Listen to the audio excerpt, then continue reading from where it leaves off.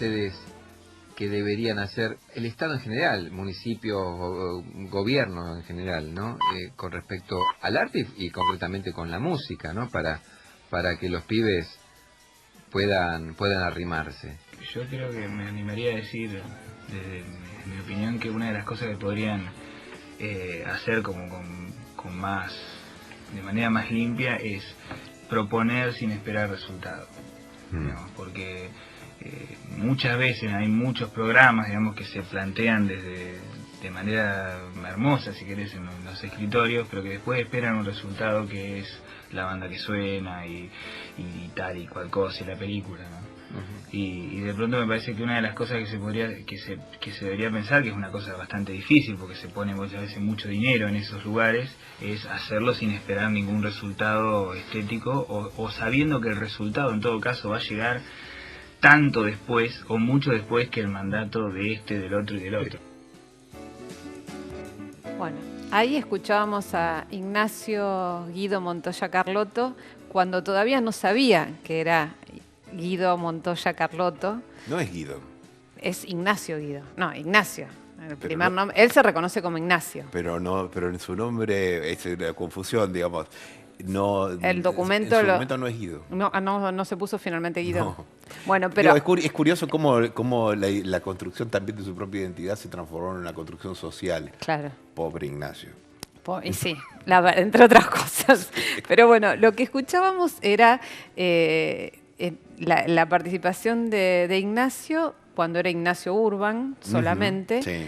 En tu programa Instinto de Conversación, en ese momento estabas vos con Rodolfo Jansson. Escuchábamos a Rodolfo. Escuchábamos la voz de Rodolfo en Radio del Plata, que sigue saliendo en Radio del Plata los sábados de 21 a 24, después ¿no? del fútbol. Después del fútbol. Puede están durar como 6, 7, 8. Entre 3 y 1 hora y media, depende del fútbol. Depende del fútbol. Bueno, y ahí había ido como invitado del grupo de músicos que integraba. De la Orquesta Errante, era una parte de la Orquesta Errante. Él y un compañero, la verdad no recuerdo su nombre, de una orquesta más grande, músicos, no sé si todos, pero seguro algunos de Olavarría, que iban y venían de Buenos Aires a Olavarría porque estudiaban y trabajaban aquí y también allá, aquí digo en Buenos Aires, ¿no? No en La Plata, y sí, nos hicieron llegar material, nosotros le dedicábamos y le dedicamos una buena parte del programa, seguro todos los programas y una buena parte a difundir músicos, algunos consagrados, otros desconocidos, por lo menos para quien no esté en un circuito más chico, como era el caso de la Orquesta Errante de Ignacio. Supongo que algunos de sus promotores de prensa, bueno, hay un circuito para esto, ¿no? Nos lo hizo llegar y nos encontramos con dos muchachos desconocidos, buenos músicos, como tantos buenísimos músicos desconocidos que hay en la Argentina, y tuvimos un programa, nosotros hablamos con los músicos, digamos, está su arte y está su concepto del arte, es un programa que gira sobre la charla, de manera que ahí estaba parte de la charla, ¿no? Y al poco tiempo sí se supo que era el nieto de Estela de Carlotto. Una situación muy singular, ¿no? Muy particular. Una sorpresa para todos. Sí. Ahí Ignacio Krenzel escribió en Página 12 una nota, un pequeño ensayo, que por supuesto va más allá de nuestras reflexiones sobre lo que significa la desaparición, ¿no? Nosotros, que además con Rodolfo trabajamos estos temas. Rodolfo es un reconocido abogado, digamos. Claro, lo increíble es eso, ¿no? Es esa confluencia. Estábamos con alguien que buscaba su identidad o que en realidad no había comenzado a buscarla todavía, evidentemente tendría algunas inquietudes, pero que además trabajaba en esta temática.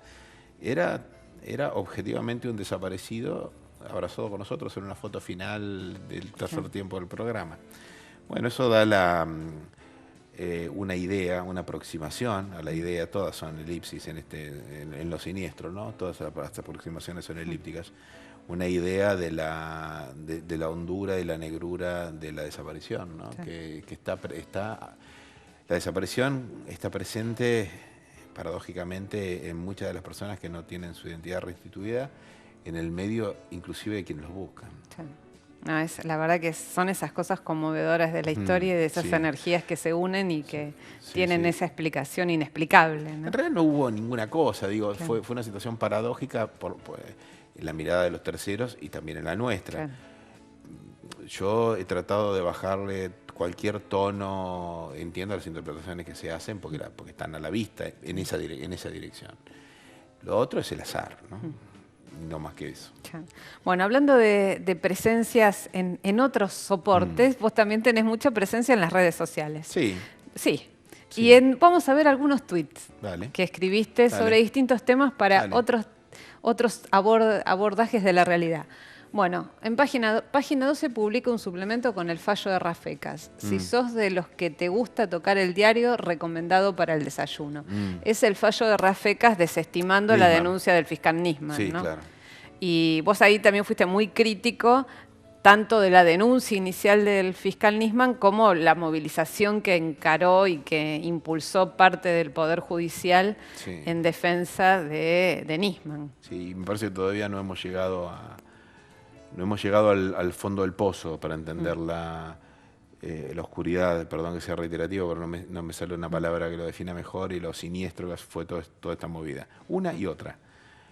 La marcha del 18F fue una puesta en escena operística, insisto, y perdón que sea reiterativo, de un poder judicial que es bastante más que el poder judicial conservador y bastante más que un poder judicial reaccionario y fascista. Es un poder judicial con una capacidad de puesta en escena del cinismo superlativo. La gente que concurrió a la marcha tendrá sus buenas razones, pero seguramente ni la persona de los convocantes merecían convocar a nadie, ni la persona enaltecida como mártir, ni del discurso falso, deliberadamente falso de los fiscales convocantes, y hablo de los que corresponden a mi mundito, tampoco merecían eso. Ahí hubo una operación sobre la sociedad de manipulación gravísima, en función de un personaje que no merecía antes ni merece ahora ningún homenaje, que instrumentó un movimiento claramente destituyente, del cual todavía no se conoce todo, estoy convencido. Pues la denuncia concreta contra la presidenta y Timerman, entre otros, por supuesto, encubrimiento de los iraníes acusados del atentado. Así es. Ahora, bueno, ahí como dijo Horacio Berbisky, la mala calidad de la materia prima del personaje hizo que se desvaneciera ese héroe que les duró muy poco, ¿no? Y la pésima calidad de los convocantes. Digo, los convocantes al 18F no tienen ningún ascendiente sobre la masa del Poder Judicial, que por cierto no es masivamente kirchnerista ni mucho menos, pero no tiene ningún respeto por el serpentario de Comodoro Pi 2002. Digo, el núcleo duro que habita ese edificio, donde se concentra la mayor parte del Poder Judicial Federal de la República Argentina, podrá tener mucho poder, lo que no tiene es autoridad. Así que allí no marchaban los empleados de los juzgados, los secretarios, los jueces de instrucción, los secretarios de la fiscalía, los fiscales, convocados por una autoridad moral. No era el fiscal Molinas que estaba convocando ni Lisandro de la Torre. No, eran personajes que todos conocemos, que no pueden convocar desde la autoridad moral a nadie. Vamos a ver otro tuit de Félix Kraus. Esta vez es, sobre las elecciones porteñas. Comuna 2, Recoleta, 65,49% Sí. pro. 34,51 ECO, es decir, la fuerza que encabezó Lustó. Determinante en la victoria amarilla. Lealtad. Sí, Bueno. una observación nomás, digamos. Bueno, está bien, una observación. Observación diciendo, bueno, hay lealtad. Ahí Las está, clases, ahí las está clases altas son leales. Un muchacho que no tiene la prosapia de la aristocracia, que tampoco habita la Recoleta. En ese sentido, Claro. a lo mejor es Sí, coherente. en eso, Nada. claro. Yo uso las redes con un sentido lúdico, digamos, okay. en general. Esto no quiere decir que en el medio de juego uno no diga lo que piensa. Yo no jamás oculto lo que pienso, demasiado por lo menos.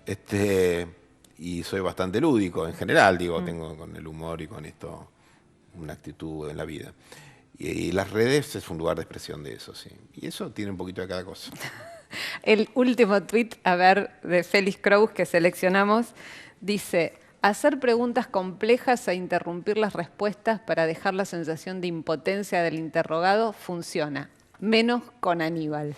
Sí, ¿Qué estabas mirando? ¿Y qué estaría mirando, no? ¿Qué entrevista televisiva? Aníbal Fernández, cuando obviamente. empecé a leer ese tuit, lo recuerdo por supuesto, inmediatamente me puse a hacer memoria de qué entrevista era, porque era una entrevista hostil, obviamente. Claro. muy probablemente, creo que era una de Alejandro Fantino, pero no quiero ser injusto con Fantino, que es un buen entrevistador, salvo cuando no lo es. Eso es una maldad. Sí, y el tema es que ahí, bueno, efectivamente, o Majul, que es un gran interrumpidor, ¿será? Me parece el más neologismo, sí. Pues es muy factible, sí. Bueno, mis disculpas a los dos si no fue ninguno de ellos. Pero lo que pasa es que Aníbal Fernández es un personaje más que complejo para chusearlo. Para es un gran polemista, porque... es un gran polemista y es un gran repentizador, ¿no? Entonces, es muy inquietante para el entrevistado que pretende responder con honestidad intelectual, con honestidad política o con honestidad simplemente y con autoestima por la respuesta a la pregunta del entrevistador. Aún presuponiendo que no le guste la pregunta que le hacen, pero que trata de responder y darle un minimísimo desarrollo a la respuesta. La interrupción es siempre la imposibilidad de construir esa mínima unidad de sentido que es la respuesta, que puede abastecer o no abastecer la intención del entrevistador, que siempre o casi siempre, salvo que sea un genio de la bondad, tiene cuando pregunta. Okay. Entonces, todos hemos padecido, digamos, esto y algunos prescindimos, cuando los que tenemos alguna afición además por el periodismo, yo no voy a ciertas entrevistas donde me invitan porque sé cuál es el estilo. Y la verdad es que no es que voy siempre donde me simpatiza el entrevistador o me resulta simpático el tema o me van a tratar bien. Pero hay una cuestión técnica del orden de la construcción del discurso que requiere al menos que si uno es leal con el entrevistador y no pretende monopolizar el programa con la respuesta larga como esta, al menos se permita redondear una idea. Supone que si uno invita a alguien es para escuchar lo que dice y para escuchar la argumentación de una respuesta. Además creo que es agresivo, creo que es una ofensa, es una falta de respeto, digamos. A mí me parece que denigra primero el oficio del periodista cuando alguien entrevista a otra persona desde el lugar del maltrato. Y sí, eso no sirve en ningún caso, para nada. Bueno, muchísimas gracias por haber venido a QM Noticias, a Notas Verdaderas, y hasta la próxima. Un placer, hasta la próxima. Bueno, muchas gracias, y estuvimos con el fiscal Félix Kraus acá en Notas Verdaderas. Nosotros nos vemos el próximo jueves. Muchas gracias.